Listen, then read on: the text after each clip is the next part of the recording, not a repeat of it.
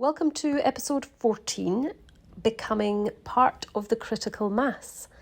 So, welcome back. It's the 15th of December 2025. I don't know when you're listening to this. As we say in Scotland, it is blowing a hoolie outside.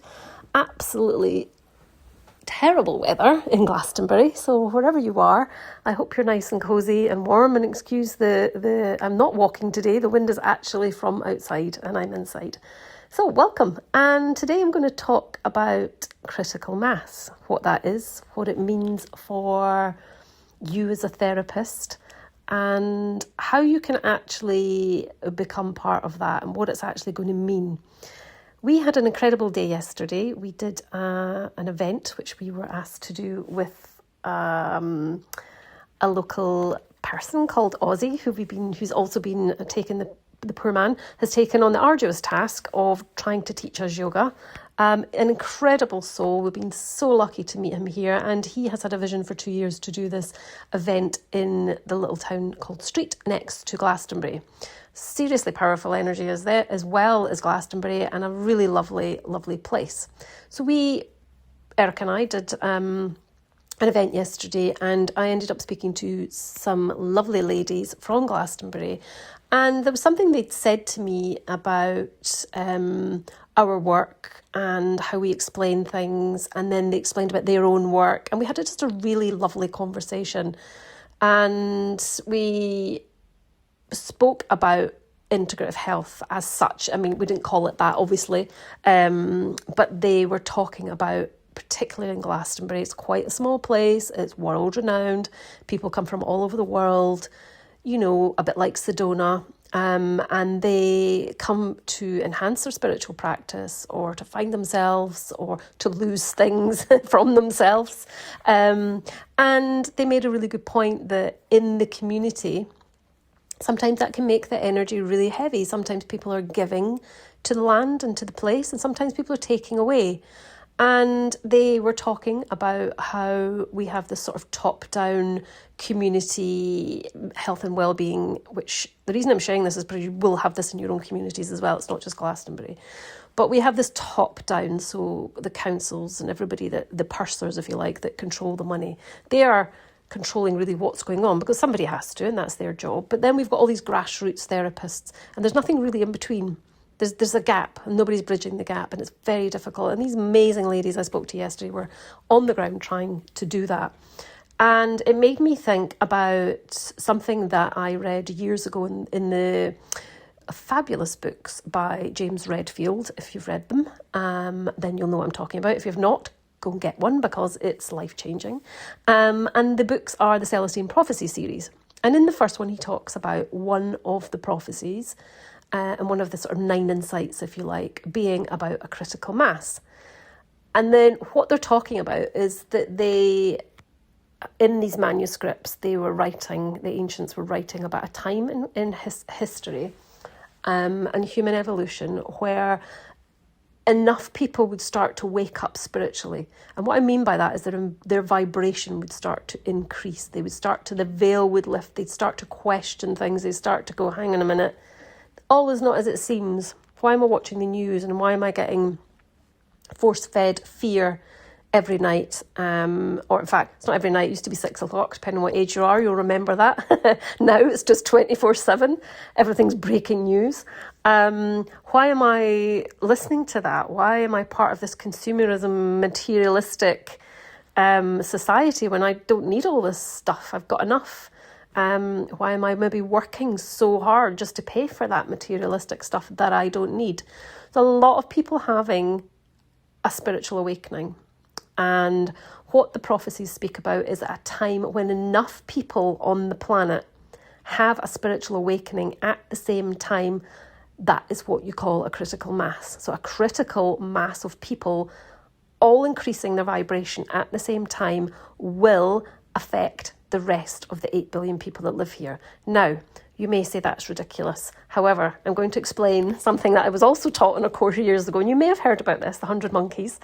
And I think it's really cool. So what they did was they had one monkey on an island, and they taught this monkey to do something. I think it was something, I can't remember exactly, but I think I spoke of this in another episode actually. But they taught this monkey to do something like clean up its own bowls after it had its food or something like that, right? And they taught this monkey. And then across the water, so there was no land at all, there was these other monkeys, and these, without even having anything to do with the original monkey, the other monkeys started to do the same thing. Nobody taught them. It was a consciousness thing. How is that possible? Well, it was, because it happened. And there's a lot of scientific studies being done around this sort of same higher consciousness. How are these sort of phenomena happening? And really, really quite amazing, actually. So what they said was that that's obviously, that ratio there is like 1 to 100. But if you've now got 100 people waking up doing the same thing, then it's going to affect how many people. If you've got 1,000, 100,000, or 144,000, as the Bible and all the scriptures and everything speak about. That's why we have that denomination of the 12 disciples. If they go out and touch 12 people and affect their souls, they will affect 12. They will affect 12. And before you know it, we've got this phenomenon happening where the human race is starting to evolve spiritually and consciously, not just biologically. So what does that mean for you? Let's just distill that down. It means that if you live in a town of 20 people and you and your friend or partner are awake and you start to, spiritually change, change the way you speak, and you're starting to, clean up your diet, you're starting to see the truth and also seek your own truth and live in a really, truly authentic way from a place of gratitude. If you two do that, basically what we're saying is that the rest of the people, not all of them, the rest of the people, your energy will ripple into them and they will start emulating your behaviour. And that's how you wake people up. That's how you save souls. That's how you help to become part of the critical mass. So let's take this a step further. If you are doing your therapies and someone comes into your room that's in a really dark place, I'm sure you've all had these people. They're lost souls. They just need a hand in the dark. And they're in a really not great place. They get on your couch or your chair or whatever it is, or your coaching table, whatever it is you're doing, and you have the soul-to-soul kind of therapy where you think, what the hell just happened there? There seems to be words coming out my mouth. I don't know where they're coming from, but the other person, it's landing for them. They're opening up. They've never opened up to anybody, and you have this mystical, almost incredible experience between you both. You have just woken that soul up. That's what you've done. And they will go on, once they've done their, they've settled, they will go on and wake up another 2 or 3 people, and so on and so forth. And that is why it's really important that, because you are that sort of lone practitioner at the moment, and it can feel like you're not making a difference. I always liken it to, a kind of a flat, very, very still lake, and you just chuck a stone in the middle. The ripple effect keeps going and going and going until it hits the edge, and that could be miles. So just because you do something today, usually you may never see, but you may see that coming back to you within 6 months, a little sign, oh, you were the person, you spoke to such and such, or they had a treatment with you and it was incredible, and their life's just changed because they've had that exchange with you. So a critical mass is if enough therapists work in an integrative way, back to the monkeys washing their bowls. So if we all start working in an integrative way rather than the lone practitioner, thy mind, thyself, if it's a cooperative thing and we're all collaborating in a higher vibration, then it's going to change all the other therapists. It's going to change all the therapists, clients, patients, whoever, their students, if they're teachers. It's going to have a monumental change. And that is how we make a difference. You get your head down, you do your work, and you do it in the right vibration, remembering always you are part of something bigger. And that every treatment you're doing, you're on the ground and your blood, sweat and tears giving to people is because that is you're there to serve. And remember those days when you're tired and you just don't think you can give anymore. Remember this, the critical mass, being part of it, is why you're doing what you're doing. It's not just, oh yeah, my name's Sam and I'm just going to go and do my treatments in a room, or I'm going to go and teach people this. I know I'm part of something bigger. I know that every soul that I come across and that comes across me, vice versa, I come across them and they come across me, that there's an exchange of information, there's an exchange of unconditional love, and that I give to them and they will give back to me. May not be in the same way, but you always have that exchange. And that in itself is incredible. And if you can remember that when you're doing your treatments, you're going to make a huge, huge difference, and you're not going to feel so isolated. And it's also going to give you the confidence to start doing different things. So if you find that you're in a treatment and all of a sudden, you know, maybe you've been taught massage. Let's take massage for example. You get taught massage and you've got your routine and this is what you do. If you find that all of a sudden, unconsciously, you just pick something up like a tuning fork or a sound bowl and you start banging the bowl and doing all this stuff that you think, where the heck has that come from? That's probably, if you've not seen it anywhere and you have no rational, logical reason for that to have happened, and this happens to be all the time, then there's probably a higher consciousness at play where you are part of a critical mass. There's a lot of therapists out there picking up sound bowls on the same frequency that you're working, and they are entraining you, if you like, to do the same. That's that ripple happening. And be bold, be brave. You do it as well. Like, if you get downloads, if you get insights to treat people with maybe oils or this or that, or something you think, oh, nobody else is doing that. If you get a download that you think nobody else is doing it, do it. If it's safe, obviously. And it feels aligned. But if you think, wow, that feels exciting, that feels different, it doesn't matter if nobody else is doing it. What matters is that you've had that insight from the universe, and that is what you are supposed to do.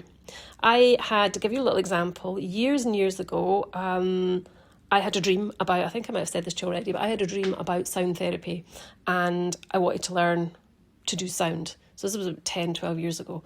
So anyway, eventually Eric and I found a course that we wanted to go on, and she said, I quite fancy doing that as well. So as we always do, we went off on a jolly, made a weekend of it, had an incredible time, and that started the long, deep diving into sound, which we've been doing ever since, and we teach it now and hold sound baths, and I've taught many, many people who are out there doing their own sound therapy and sound practitioner businesses very successfully. And I, as part of that journey, I got another download, if you like. When I say download, I just mean an insight or an idea. Call it whatever you want, but it's when something just comes into your mind that you don't know where it's come from. It feels, there's an energy around it, and you think, oh, that's not my thoughts, this is different. And I got a download about the spine, and I thought, well, if everything in the human body is frequency and energy, then each organ has its own frequency, which means each organ in the body can be treated with a different frequency of sound, or sound bowl perhaps, or tuning fork. And then I thought, well, hang on a minute, why is it called a spinal cord? Why are they called organs? And I thought, oh, this is a bit strange. So anyway, I appreciate this information is out there, but my point is I didn't know it at the time. And then I thought, well, if it's called a spinal cord and they're vertebrae, and then each vertebrae has got a different frequency, then if you match the frequency of each vertebrae, you could do wonders with people's, with sound on, like almost like a xylophone almost. And then the next day in a bookshop, and I found this book called The Song of the Spine, and it was exactly about that. And that's when I started deep diving into the spine and how to work with sound and how you can actually entrain the body back to homeostasis when there's been dis-ease or discord in the body. And the point is that I had that insight, and it was back then, it was quite a long, everyone's doing sound baths now, but back then when Eric and I started, it really was quite weird. It was still quite weird. It's quite mainstream now. You'll see it in hotels, you'll see it everywhere. So this was quite the jump for me to be talking about stuff like this. But I just felt it was right. I just felt this makes sense. The clues are always, it's there. This information is there for those with eyes to see. And off I went on a rabbit hole, down a rabbit hole, if you like, a little pilgrimage all the way into sound. And it completely changed my practice. It changed my clients, some of the healings I saw because of it. But then what's happened is I started teaching in that way, so other people are out there doing it now, and you can see what I'm saying. There's that critical mass happening there, and I don't know if that information's come from someone else, which it probably has, or because I have acted on that information. I do know that other people out there unconsciously will be doing the same as I was doing, and that is how we evolve. So be brave. If you get downloads or information, go for it. Just pick things up or try different oils, try different things. It doesn't matter if it's not the norm or it's not the way it's supposed to be. We're only going to evolve if we all keep pushing boundaries and start changing the way we are practicing and changing our ethos around healing and going from that lone practitioner into that integrative therapy and integrative practice. And just before I go, I just wanted to just say as well that yesterday, as I say, we were doing that with Ozzy, but also this other beautiful lady called Judy who does bars, which is a treatment that you do just on the head. Very, very powerful. And she works with your consciousness. And we all were working together. And yes, we organised a little bit, but there was this other collaborative energy between us where it was like, oh, you're going to do the social, you do the social medias, I'm going to make the energy balls with the dates and that so they've got something to eat, I'm going to sort out the room hire, I'm going to go and get some tell people about it. It all just worked beautifully because nobody was trying to take over, everybody was trying to collaborate and cooperate, and what an energy we created. And I spoke to Judy, if you're listening, hello. I spoke to Judy this morning, who said something quite profound to me. She maybe doesn't realise she said that. But she said that it was just such a special experience to be part of working in a little team. And she just kept saying all day, there's no I in team. And that it can be quite lonely. She's got her own room. She practices in Glastonbury, just off the high street. Beautiful room, and it's lovely, but sometimes it's lonely, and she just misses that energy of collaboration. And I thought, well, okay, that's a great thing to bring back to the podcast to you guys, because if you're with the right people, it can be incredible. Now, we have tried to collaborate with people before and it hasn't worked. So it has to be the right soul. So use your intuition. Make sure you're aligned. Don't get too excited in the beginning where it's like, oh, I'll do that, I'll do this. Just make sure you're collaborating with the right souls. And if you can get resonance, so everyone's on the same frequency, magic will happen. And that's what happened to us yesterday. And I do believe that yesterday there was 25 odd people in our little event. It's a little taster day. Just before Christmas. It was called Calm Before Christmas. And I do believe that those 25 people, when we got them all into heart coherence, or they were doing their yoga, or they were having their treatments, even eating their energy balls, it doesn't matter what it was, those 25 people all in the same frequency made a massive difference to the whole area, if you like, our whole of Somerset. So I suppose the point of this podcast is just have a little think about how you can collaborate. Who could you work with? Could be people online as well. It doesn't even need to be what we've done. It could be different things. Could you share your room with somebody? Could you work in someone else's space? And remember that everything you're doing in your treatment room, you are part of the critical mass. That is your purpose as a servant to the human race, if you like. We're here to help heal and support and offer therapies and unconditional love to the rest of humanity who are also out doing their own things that are needed. So, the whole of the human race has got their own we've all got our own little jobs.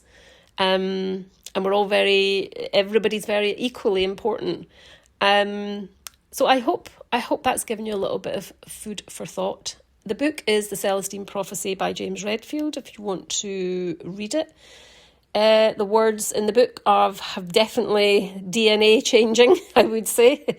I've not met anyone that's not changed profoundly after reading his work. There's quite a few books as well, so you got a little series if you get into it. And if you have read it, then you'll probably know what I'm talking about anyway. But a lot of the ancient scriptures and stuff talk about critical mass. And as I say, the Bible does talk about 144,000.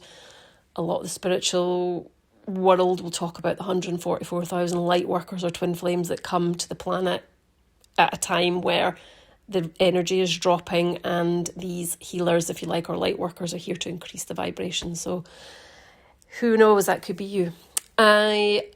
I've enjoyed speaking to you, and I hope this has resonated somewhere.